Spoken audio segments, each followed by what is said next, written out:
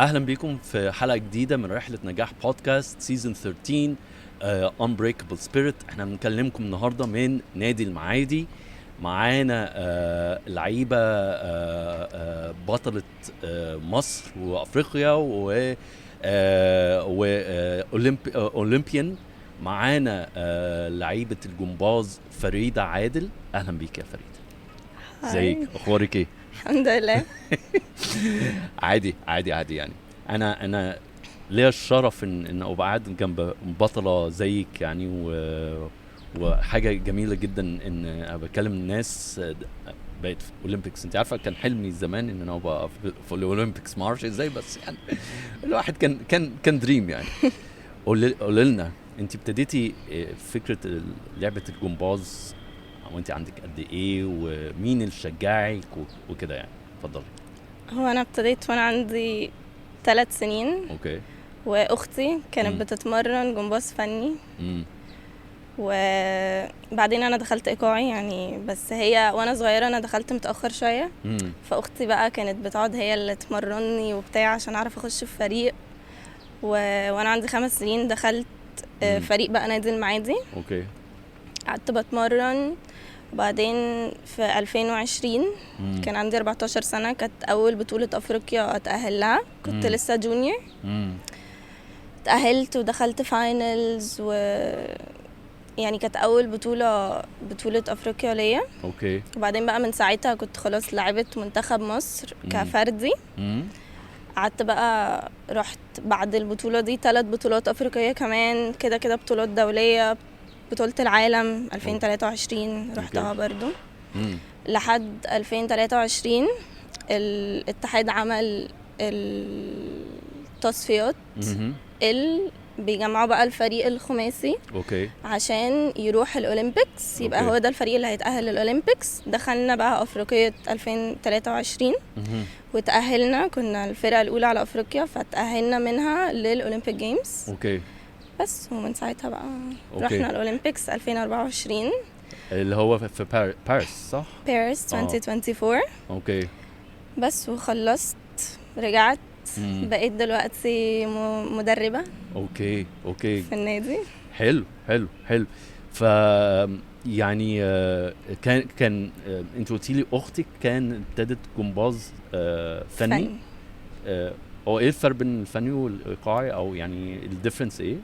الفني موستلي بيبقى بيفوكس اكتر على الماسلز يعني الماسلز، وهما بيبقوا بيتمرنوا بس على الارض. اوكي. بيفليب، بيبقى عندهم اجهزه. اوكي. احنا ما عندناش الحاجات دي، احنا هو بس الكاربت اللي احنا بنتمرن عليه. وبنبقى ماسكين في ايدينا ادوات، كوره، حبل، طوق، شريطه، كلوبز. وموستلي بيبقى هو ايقاعي، جاي من ايقاع. اوكي. فموستلي بيبقى على ريذم الاغاني. اوكي. هو كل جمله الروتين اللي احنا بنعمله اسمه جمله. اوكي. بيبقى على اغنيه. اوكي. اكتر سكور يعني تبقى اكتر ارتستيك، اكتر ان انت ماشيه بالادوات مع الاغنيه اكتر. الفني لا، انت بتبقى على الحركات اللي انت بتعمليها. اوكي. اكتر يعني. alright. اوكي. حلو. فهمت. طيب، وانا متخيل ان التمرين قاسي جدا. قولي لي كده، احكي لي كده يوم التمرين زمان لما كنتي تتمرني. يعني تتمرني كام ساعه، كام يوم؟ هم 6 أيام في الاسبوع تمرين. اوكي. وكام ساعه بقى يعني؟ هو اقل تمرينه كانت بتبقى 5 ساعات، ودي اقل تمرينه يعني. كان ممكن اجي من 9 الصبح ل5. ده كده كانت تمرين عاديه. ده كده تمرين عاديه. اوكي.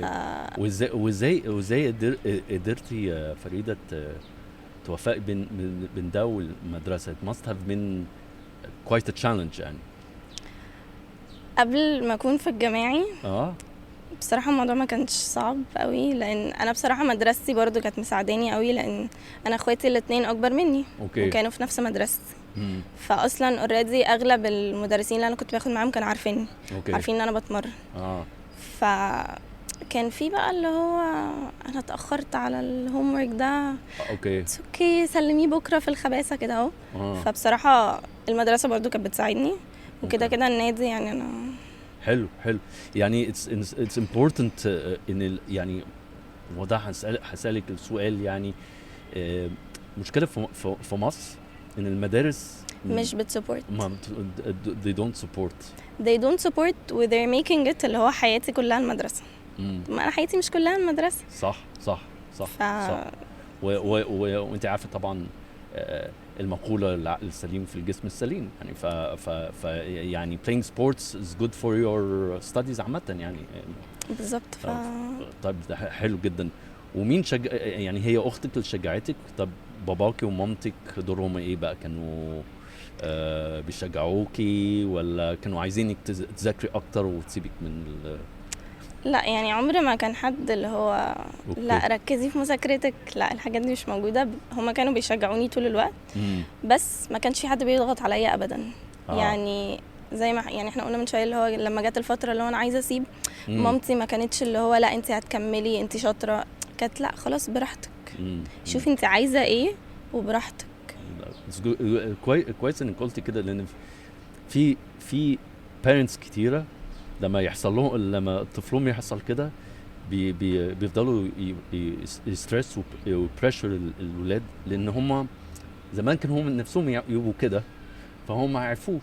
فابنهم ولا بنتهم هو ده اللي هتحققي احلامي صح. فده حاجه كويسه. طيب وقولي لي حصل لك اصابه او حاجه قبل كده؟ اكيد صح كتير. مش قوي بصراحه. مش قوي. طب حصل يعني قبل كده اصابه؟ وايه اللي حصل يعني؟ ايه الاصابه اللي حصلت ورجعت التمرين على طول ولا وانا ما وقفتش تمرين اصلا. اوكي طب احكي لنا. هو انا جالي احنا عشان بنقف على ريليفي كتير قوي على صوابع رجلنا. ففي الماسل، في ماسل هنا في رجلك كده. ماشي. هي كانت يعني مش عارفه جالي ايه، التهاب ولا ايه. اوكي. بس انا كده ما وقفتش تمرين يعني. بس كنت اللي هو مخففه شويه. اوكي. بس اي بطوله بقى انسي انك عندك اصابه دي. انت هتتمرني وهتخشي تعملي كل حاجه ومش هتبيني انك موجوعه اصلا. اوكي.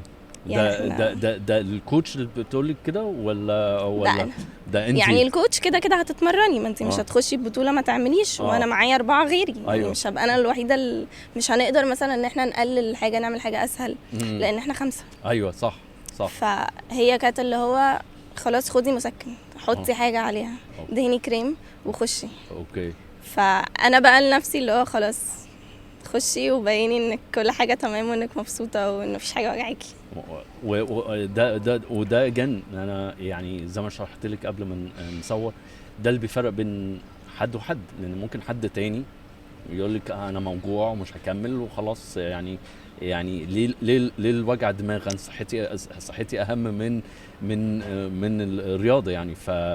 فده منتاليتي يعني very very unique، ما بشوفهاش كتير في السن بتاعكم يعني انك انت تقرري انك تكملي. that's amazing يعني. طيب وعندك روتين معين في اليوم في الرياضه يعني غير التمرين؟ يعني قبل البطوله هل انت بتاكلي كويس، بتنامي كويس، ولا بتتمرني لغايه اخر دقيقه؟ هو كده انا كنت بتمرن لحد اخر دقيقه. اوكي. بس كده لازم انا طول حياتي لازم اكل كويس، مش بس قبل بطوله. اوكي. عشان انت لازم تستي فت. بس فكده اكلي لازم يبقى كويس. النوم ده بقى انا من الناس لما بتتوتر متعرفش تنام. اوكي. فممكن ابقى رايحه ببطوله مثلا نايمه ساعه عشان انا مش عارفه انام من التوتر. اوكي. وده ما بيأثرش عليكي في البطوله ولا بتنسي؟ تبقى متعود بقى. ما هو انت برضو تحت ستريس ما بتبقاش حاسس باي حاجه يعني. حتى الاصابات والوجع ده انت وقت البطوله مش هتبقى حاسس اللي هو ده انا رجلي وجعاني مش قادره اعمل. لا هتبقى حاسس اللي هو خلاص انا هركز. بس يعني انا اللي كنت بعمله يوم البطوله بس ان انا كنت بضحك كتير قوي. اوكي. يعني انا كانوا بيقولوا لي ان انا شكلي وانا داخله باردة قوي، شكلي ده مش داخله بطوله. بس انا كنت بضحك كتير قوي يعني. لو حد كان بيصورنا من بره كاربت انا مثلا والمدربه بتاعتي كان هيلاقيني واقفه بضحك جدا جدا جدا. اوكي. عشان انا بحاول اللي هو عارف بقى اللي هو هتريك ماي مايند ان مفيش حاجه. أيوة. هو ده كان انا بالظبط طب يعني. ده it's a good technique برضه يعني، احسن من ان انا ابقى متضايق وواضح بالظبط. عليا من البودي لانجوج. بس ده لا يعني كانوا بيقولوا لي شكلك بارده وانت داخله. والله شكرا يا جماعه. شكرا. طيب قولي لي بقى الجيرني بتاعتك الجميله لغايه اولمبيكس، لان طبعا يعني كل واحد وهو صغير بيحلم، يعني كلنا بنحلم نروح الاولمبيكس، ولما نتفرج على التلفزيون بقى نشوف الناس في الاولمبيكس نقول يا ريتنا نكون هناك. فقولي لي الجيرني من مصر لغايه باريس حصل ازاي، وايه اللي عملتيه يعني؟ هي من مصر بدأت بالأول تصفيات الاتحاد عملها عشان يختار الخمس بنات اللي هيريبريزنت الجروب اللي هيروح الأولمبيكس. اوكي. فهي بدأت من هنا. احنا كنا 5 بنات. كلنا كنا بنلعب فردي. عمر ما حد فينا لعب as a group. والله. و5 بنات من different clubs. فانتوا ما تعرفوش بعض اصلا؟ لا نعرف بعض. تعرفوا بعض عشان احنا كلنا كنا بنلعب فردي. اوكي. وسننا فرق سنة اصغر او سنة اكبر. اوكي. فكلنا بنبقى عارفين بعض. اوكي. بس كلنا عمرنا ما حد فينا لعب جماعي. دي تشالنج لوحدها. ده كابوس. دي تشالنج لوحدها. ده كابوس. انا اول شهر بالنسبه لي كان اسوأ حاجه في حياتي. اوكي. لان وانت لوحدك انت اللي بتتحمل الغلطات اللي انت بتعملها. صح. انما انا معايا 4 غيري. فانا ممكن مثلا ابقى عملت الجمله كلها من غير ولا غلطه. واحده تانية غلطت فاحنا بنعيد كلنا. يس. لحد ما كل 5 يعملوا الجمله صح. بالظبط. وبعدين احنا 5 بنتمرن بطريقه مختلفه. اوكي. مثلا احنا كان معانا ناس كانوا بيبقوا productive اكتر في اخر التمرين. انا كنت بتعب جدا في اخر التمرين، كنت ببقى productive اكتر في اول التمرين. اوكي. فده كانت حاجه صعبه جدا. اوكي. ان انا في الاخر نصنا تعبان ومش قادر ونصنا الانرجي كلها وصلت اخر ساعه في التمرين. اوكي. فقعدنا كتير عقبال ما قدرنا ان احنا نبقى احنا ال5 ان سينك في التمرين. وطبعا في الجمله لان انا المفروض اتمرن وابقى بص على ال4 اللي حواليا. احنا المفروض نعمل في الجماعي كل حاجه مع بعض. اوكي. مش بس حركات جسمي. الاداه اللي معايا لازم تبقى ان سينك مع الاداه اللي معاها. لو هنرمي رميه لازم تبقى نفس الهايت. اوكي. لو هنرمي لبعض لازم انا مش كل مره هرمي في نفس الحته. ممكن هي يبقى مثلا غلطت قبلها فتبقى واقفه ابعد، فانا المفروض الينك ان هي واقفه ابعد وارمي ابعد. واو. فالموضوع في الاول كان صعب جدا. اوكي. انا بالنسبه لي اسوأ حاجه كانت ان انا بعيد وانا ما بعملش حاجه غلط. ايوه طبعا. وانا طول حياتي لوحدي. ايوه. ومتعوده ان انا يعني زي ما بقولك انا ببقى productive اكتر في الاول عشان عايزه اخلص. أيوة. فانا هطلع احسن حاجه من الاول. يمكن امشي بدري من التمرين يمكن خلص بدري. فالموضوع في الاول كان. طب وايه يعني قعدتوا مع بعض انتوا ال5 بعيد عن المدرب، يعني قررتوا مثلا يا جماعه احنا كده العمليه مش نافعه معانا، ف ايه اللي ممكن نعمله عشان نسينك مع بعض عشان الدنيا تمشي كويس؟ do that ولا لا؟ يعني لا ولا احنا اخترنا تيم كابتن او يعني هم المدربين هم اللي اختاروا يعني بصراحه.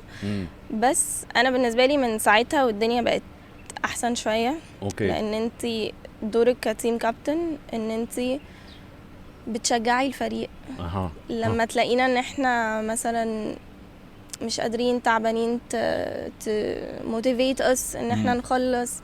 فبصراحه بالنسبه لي من ساعتها الدنيا كانت احسن. هي كانت بتعد كل حاجه نعمل مع بعض. مش قادرين هي كانت فبالنسبه لي الدنيا ظبطت اكتر لما بقى عندنا تيم كابتن. اوكي. طيب سو بعد ما يبقى معاكم التيم كابتن والدنيا ابتدت تسينك، انتوا خلصتوا البطوله الافريقيه وجبتوا مركز اول، مظبوط كده؟ وبعد كده رحتوا على باريس على طول ولا لعبتوا حاجه قبل ما تروحوا لباريس؟ لا لعبنا بطولتين. بطوله في رومانيا ولعبنا الفيرز اللي بتبقى هنا في مصر. اوكي فاحكي لي ده بيبقى فيها رانكينج يعني؟ هل اللعبه دي ليها رانكينج معين يعني ولا تايمينج معين ولا يعني how is it done يعني؟ لان انا سالت مثلا الناس هنا، الناس بتوع السباحه بيبقى ليهم رانك، الناس فاشرحي لي إيه، هل في رانكينج معين، هل في تايمينج معين في البطولات هو دي؟ بيبقى رانك اوكي بس كل بطولة ليها رانك. انت مش يعني في بطولة في رياضات بتبقى انت بتديبند على البطولات اللي قبلها. اوكي احنا لا، اوكي انت كل بطولة ليها رانك. يعني مثلا احنا في الافريقية كان الرانك بتاعنا الاول. اوكي مش معنى كده ان انا في الفيروز في حاجة هتخليني تبوش مي ان انا رانك بتاعي يبقى فوق. لا، لو لعبت وحش الرانك بتاعي هيبقى قليل، لو لعبت حلو الرانك بتاعي هبقى فيرست ابقى سكند. وبيأثر ازاي على الاولمبيكس ولا ده مش بيأثر على الاولمبيكس. هي بيختاروا الاولمبيكس ازاي؟ انت في بطولة العالم بس ده فردي اكتر يعني. بصراحة مش عارفة الجماعية قوي. في بطولة العالم بياخدوا مثلا اول تقريبا 10 بنات. اول 10 بنات على العالم في بطولة العالم. حلو. بعدين بيبقى في سبوت لكل كونتيننت. فبياخدوا بقى الاولى على يوروب. لو هي اوريدي مش من ال10 اللي خدوا اول على العالم. ايوه. فبياخدوا الاولى بعد ال10 دول. بعدين واحده من ايجيا، بعدين واحده من افريكا، وبعدين واحده من اوشيانا، بعدين فاحنا السبوت بتاعتنا خدناها من السبوت بتاعت افريكا. ان احنا كنا اول بلد في افريكا. اوكي فهمت. لعبتوا بطولتين صح بقى قبل الاولمبيكس، وعملتوا ايه بقى في البطولتين دولت؟ how did you rank, how did you do؟ يعني عملنا حلو مش فاكره. لا، في الفيرز اللي كانت هنا اخدنا third. الرانك بتاعنا كان third. الفيرز دي بطولة مصرية ولا بطولة عالمية بس بتتلعب في مصر؟ بطولة دولية بتتلعب في مصر تحت إشراف الاتحاد الدولي للجمباز. اوكي فعندك دول مختلفة بقى، ناس من يوروب، ناس من أمريكا، ناس من أوشيانا، ناس من كل حتة. اوكي so انتوا جبتوا third. حلو جدا. very nice. you must have been proud of yourself يعني. طيب وحكي انت كنت بتقولي لي بقى قبل ما نتصور، اول ما دخلتي الاولمبيكس كنت منبهره بالانفايرمنت. احكي لي كده يعني، خد لنا تور كده جوه الاولمبيكس. هو يعني كده في بقى الاولمبيك فيليج والفايبز والناس. بس اكتر حاجه كانت بالنسبه لي يعني حاجه فعلا عمري ما هنساها هو الكراود واحنا بنلعب. هم بجد they were cheering بجد بطريقه مش طبيعيه. اكن يعني انت كنت حاسس وانت جوه ان انت احسن حد في الدنيا. ده حاجه حلوه يعني. لا، حاجه تحفه. احنا يعني كان عندنا في الجمله بتاعتنا في اول اداه احنا كنا بنلعب اطواق، وبعدين الاداه الثانيه ميكس كور وشريطه. ففي الاطواق كانت الجمله بتاعتنا بتبدا عاليه قوي الميوزك يعني، وبعدين على اخر كده ربع الجمله فاضل بتهدى خالص والميوزك بتنام واحنا بنهدي. وبعدين في اخر مثلا يعني 20 seconds من الجمله الميوزك بتبدا تعلى بتاع ورقص وبتاع. فهي الميوزك لما بدات تعلى يا جماعه they were cheering بطريقه انا حسيت ان انا جالي energy من كتر ما هم بيشجعوا. طبعا. فبصراحه ده كان تحفه. واحنا خارجين بقى لا حلو يعني it must يعني it must have been something out of this world يعني. طب انت تخيلتي وانت صغيره انك تبقي، ولا انت كنت عامله بلان انك عايزه توصلي للاولمبيكس؟ اصل definitely وصولك مش بالصدفه يعني. لا مش بالصدفه اكيد. مش بالصدفه يعني وصولك بهارد وورك ومجهود. بس هل ده كان هدف جول انت حطاه قدامك انك توصلي للاولمبيكس ونيفر بقى باريس طوكيو يعني، بس الاولمبيكس از اولمبيكس؟ بصراحه يعني لا. هو انا كنت يعني زي ما بقولك ان انا كنت طول الوقت انا شخص عندي ضمير جدا في كل حاجه في حياتي. فكنت دايما في التمرين انا بعمل ماي ماكسيمم. بعدين بقى لما دخلت المنتخب بقى small targets اكتر من اللي أوكي. هو ان انا عايزه اروح الاولمبيكس. اللي هو انا عايزه اتاهل لبطوله العالم، عايزه مثلا في الافريقيه ارانك. فبعدين بقى لما جت الاولمبيكس اكيد فانتي اخدتيه small targets. حلو جدا انك قلت small targets، لان شباب زيكم كتير يعني دايما بيحطوا big targets، ولما ما يوصلوش التارجت they get disappointed فما يكملوش يعني. فايم glad انك انتي قلتي الكلام ده عشان it's very rare. الجيل بتاعكم بيفكر في المنتاليتي دي، انك one target one step at a time، واحدة until you get to there. اوكي، فدلوقتي انت بقيتي مدربة صح؟ تعملي يعني انت كمدربة how are you يعني ك personality مع البنات are you tough ولا بيعرفوا يضحكوا عليك ويهربوا من التمرين وكده يعني؟ لا لا مفيش حد بيعرف يهرب من التمرين. طيب قولي لنا بتعملي ايه فيهم؟ بص عامة والله انا مدربة كيوت. لا ما اكيد بس you have to be very firm يعني لازم. يعني هو اكتر حاجة في الاول كانت صعبة ان هما البنات عارفيني عشان هما مش صغيرين قوي، هما كبار شوية. فوانا بتمرن كانوا عارفيني، كانوا شايفيني وانا بتمرن. فهم في الاول كان الموضوع اللي هو انتي صاحبتنا اكتر ما انتي مدربة بتاعتنا. اوكي. فاللي هو لا انا مش صاحبتكم قوي كده يعني، هنهزر عادي وهنقعد نرغي بعد التمرين وكل حاجة، بس لا وقت الجد جد هما شايفينك رول موديل. اوكي، عشان يوصلوا للمستوى بتاعك بيجوا يقولوا لك احنا ايه اللي يخلينا نوصل للنكست اولمبيكس. بيجوا يقولوا لك كده ايه التمرين، how long do we have to do work out ولا لا هم لسه صغيرين برضه، مش كبار اللي هم مدركين ان احنا هنروح الاولمبيكس. ما انت برضه في phases في حياتك، هم لسه حتى مش juniors، هم صغيرين قوي. صغيرين as in 7 years 8 years ولا اصغر؟ 9 هم 9 بس 9 بيبقى مدرك ان في بطولة، مدرك ان في بطولة. بس مش هيبقى باصص يعني لحاجة زي الاولمبيكس من هو صغير قوي كده يعني. هتبقى مدركة ايه هي الاولمبيكس وقد ايه هي حاجة كبيرة، بس مش هتبقى مدركة اللي هو انا عايزة اروح الاولمبيكس من دلوقتي حالا. I don't think so. بس يعني لو انت شايف يعني، لان هما ممكن يكونوا they would research حاجة زي كده ويتفرجوا على لعيبة الجمباز. maybe they want to be like them. انت تعرفيش اكيد they want to be like them. انا بس مش بحس اللي هو ان انا هبقى عايزة من وانا صغيرة قوي كده هبقى مدركة الحد اللي اكبر مني ده اتمرن قد ايه. يعني هما مثلا تمرينهم دلوقتي 4 ساعات. اوكي، بس 4 ساعات برضو كتير بس بالنسبة لحد من my experience 4 ساعات ده مش تمرين.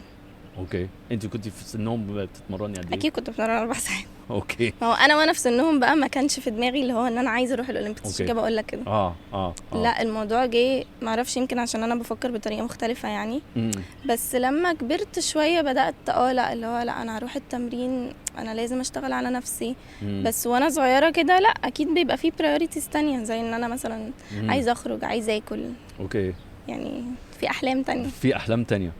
هو انتوا you sacrifice a lot كathletes, you sacrifice a lot. Do you regret انك انتي تلعبي؟ يعني كنتي تتمني انك انتي تخرجي اكتر مع اصحابك دلوقتي؟ لا ليه؟ خالص. ليه؟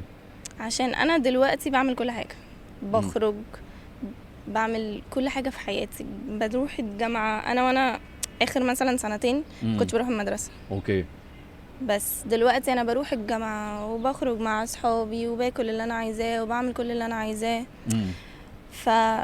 يعني لو كنت ساعتها بعمل كده وبخرج وبتفسح ومش ببرايورتايز التمرين ما كنتش هوصل. اوكي، لو انا بقى ما كنتش وصلت اكيد ما كنتش هبقى بنفس الراحه اللي انا بتكلم بيها دلوقتي. فاهم. يعني انا مش متضايقه وانا بقول ان وانا صغيره ما كنتش بسافر، ما كنتش بعمل. لا خلاص، يعني مقابل ده في حاجه حلوه قوي حصلت وحاجه حلوه قوي انا وصلت لها. ف اوكي.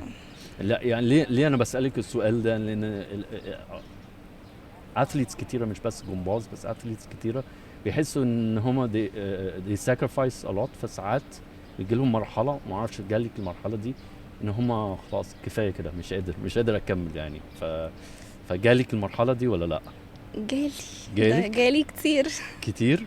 وايه ايه اللي ساعدك انك تخرجي من الموضوع ده، يرجعك تاني للرياضه؟ هو كده الناس اللي حواليك اكيد بيبقى ليها يعني افكت عليك، بس برضو كله بيجي من جواك انت. أوكي. يعني انا جات لي فتره كنت حاسه اللي هو لا، ما انا اصحابي كلهم عايشين حياتهم، اهلي بيسافروا وانا قاعده هنا محبوسه في الصاله ما بعملش اي حاجه في حياتي. ما عنديش صحاب، يعني فعلا كنت في مرحله اللي هو بخلص تمرين مثلا لو عايزه اكلم حد اقعد ارغي معاه، مفيش الناس كلها ما حدش فاضيلي.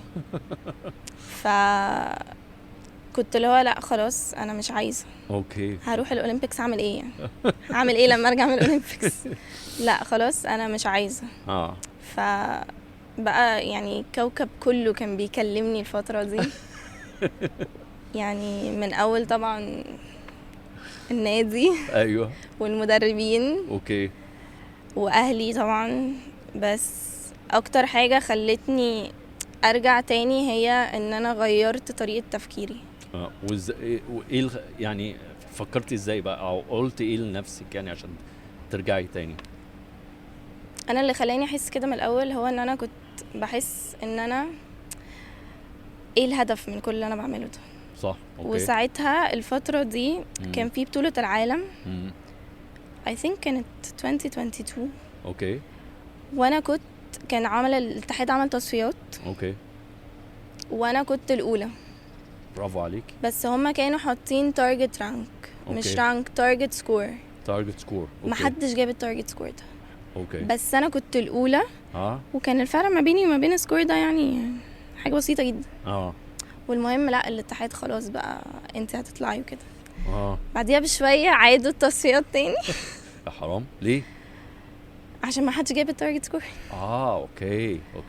وساعتها طبعا يعني اللي حصل بس I did not achieve يعني سكور ده. فمن ساعتها بقى وانا حاسه اللي هو من ساعتها بدأت المشكله. اوكي. اللي هو ان انا حاسه ان انا طب ايه، ما انا عماله اتمرن عشان ايه؟ عشان اطلع الاولى على الجمهوريه. شوك كان بالنسبه لي اللي هو اولى على الجمهوريه فايه. فكنت حاسه ان مفيش اي هدف من اللي انا بعمله ده. اوكي. ولا انا حاسه ان انا مثلا في التمرين ببقى مبسوطه مثلا ولا اي حاجه. كنت مكتئبه جدا. لما اتكلمت مع الناس الموضوع جاي من ناحيه اللي هو خلاص انبسطي في التمرين اتليست. انت تتمرني رياضه فعلا حلوه قوي. صح. فعلا شكلنا واحنا بنلعب بجد بيبقى حلو قوي بجد، مختلف عن اي رياضه تانية. فبدات اللي هو خلاص انا هروح التمرين وهانجوي التمرين. اوكي. ومش مهم اي حاجه تانية. مش مهم اي حاجه تانية. صح. يعني وسبحان الله بعدها على طول يعني حصل ان انا رحت فريق الاولمبيكس ده. اوكي. بس انا من قبلها على طول كنت بقى داخله بمايند سيت اللي هو انا داخله هانجوي التمرين ده ايا كان الاوتكم. جود ذاتس جود. واحنا عشان نصور هنا في نادي المعادي، انا بحب النادي ده جدا يعني. قولي لي بقى دور النادي في ان هم يعني ايه الاسيستنت، النوع الاسيستنت او سبورت النادي دهولك في تمرينك، او لما دخلتي الاولمبيكس ساعدوكي ازاي يعني؟ في التمرين هو كده يعني طول الوقت هم موجودين. انا عارفه كل الناس من اول رئيس النادي واللجنه. فاللي هو لو في حاجه انا حاسه ان انا في بيتي يعني. اوكي. عارفه اسمع التليفون يا جماعه حصل كذا كذا الحقوني. طب ده حلو. وساعه برضو بطوله العالم دي هو رئيس النادي هو اللي اتكلم مع رئيس الاتحاد. ده حلو العلاقه دي يعني. لا يعني كان في بصراحه effort كبير منهم ان هم يحاولوا يساعدوني. ولما جات لي فتره اللي هو انا عايزه اسيبه خلاص بدون سبب برضو هم اللي قعدوا يتكلموا معايا. اوكي. فكده كده كموتيفيشن وايموشنال سبورت هم كانوا موجودين جدا. ده مهم جدا لاي لعيب يعني. ده اهم من اي حاجه تانية. لا ده هايله انك قلتي الكلام ده، لان it's very important احنا نقول للناس ان اهم حاجه هو الايموشنال سبورت. اهم حاجه يعني اهم من حتى الرانك، واهم من انك تكسبي او تخسري، بس يبقى في سبورت وكده يعني. طيب اسم المدربه ايه؟ مسولجة. اوكي. انت شايفاها يعني she's tough ولا بتموتيفيت you to push you اكتر؟ هي tough love يعني. tough love. اوكي. بتحبي النوع المدرب اللي هو tough love ده يعني، ولا تفضلي مدرب tough ولا مدرب يعني بيحبك قوي بس يعني مش he doesn't push you يعني what kind of؟ لا، ما هو لازم الاثنين. اوكي. يعني لازم نبقى tough ولازم في النص نبقى بنموتيفيت وبنعمل الحاجات الهادية اللي الناس بتعملها دي. بس هي كانت اكتر tough من ناحية اللي هو هي عشان عايزة ان انا ابقى احسن حاجة. اوكي. عشاني انا مش عشانها هي. ايوه. يعني هي already هي جاية بتمرني وهي she achieved so much in her career. مش انا يعني مش هتيجي عليا انا اللي هخليها بقى اشهر واحدة. فهي كان الموضوع جاي اللي هو هي عايزاني انا ابقى احسن واحدة عشاني انا مش عشانها هي. حلو. فده برضو كانت حاجة. طب وانت دلوقتي ايه الجول بتاعك؟ يعني انت بقيت مدربة where do you want to be بقى؟ عايزة توصلي لفين كمدربة؟ يعني دلوقتي as now يعني انت اكيد ليكي aspirations، ليكي motivation معين انك انت توصلي لحاجة يعني كمدربة. يعني اكيد عايزة البنات بتوعي يبقوا اكيد طبعا اشطر ناس في الدنيا وكل حاجة، بس اكتر عايزة ان انا ابقى المدربة اللي هم بيحبوها واكتر ان هم بيخافوا ان انا ازعل من ان هم بيخافوا مني. اوكي يعني small steps دي الستيب الاولانيه. حلو. small targets. حلو. حياتي كلها كده، حياتي كلها small targets. لا وده حاجه كويسه انك انت على طول بتعمليها small steps يعني، لان مفيش حاجه بتيجي بهيوج steps يعني انا عارف يعني احنا I've built this podcast on small steps part steps صغيره يعني. فريدة انا انبسطت جدا ان قعدت مع بطلة زيك يعني. يعني انا بجد انتوا you inspire me so much، انتي وكل اللعيبة بتوع النادي المعادي. يعني بحس ان في امل ان في ناس زيكم في نفس جيلكم that are very inspiring. وانا من جيل القديم للجيل الجديد عايز اقول لكم انكم انتوا فعلا you are unique و very inspirational و it's not true انكم جيل مش مهتم باي حاجه يعني انا شايف انكم يعني you are different, you are a very different person و I'm very honored ان انا قاعد معاك يعني. Thank you والله I'm very honored يعني. You have an amazing positivity and smile that keep it خليها على طول معاكي يعني. It's a good thing to have يعني. Thank you والله. It's an honor to have you يعني بصراحة يعني. والله it's an honor to be here أصلا. يعني بجد يعني شكرا ليكي وشكرا لوقتك، وأتمنى لك كل خير وأتمنى لك نجاح، ويا رب اشوف البنات اللي بيتدربوا عندك في الاولمبيكس ان شاء الله. كلميني بعد كام سنه كده وتقولي لي البنات راحوا الاولمبيكس يعني عشان نعمل لهم انترفيو كمان يعني. اكيد. ثانك يو فريده بجد يعني. ثانك يو فور يور تايم. ثانك يو. شكرا لكل الناس اللي بتسمعنا. الاسبوع الجاي ان شاء الله هيبقى معانا لعيب ومن نادي المعادي هيشير معانا الجيرني بتاعتهم. فلحد الاسبوع الجاي اشوفكم على خير. السلام عليكم.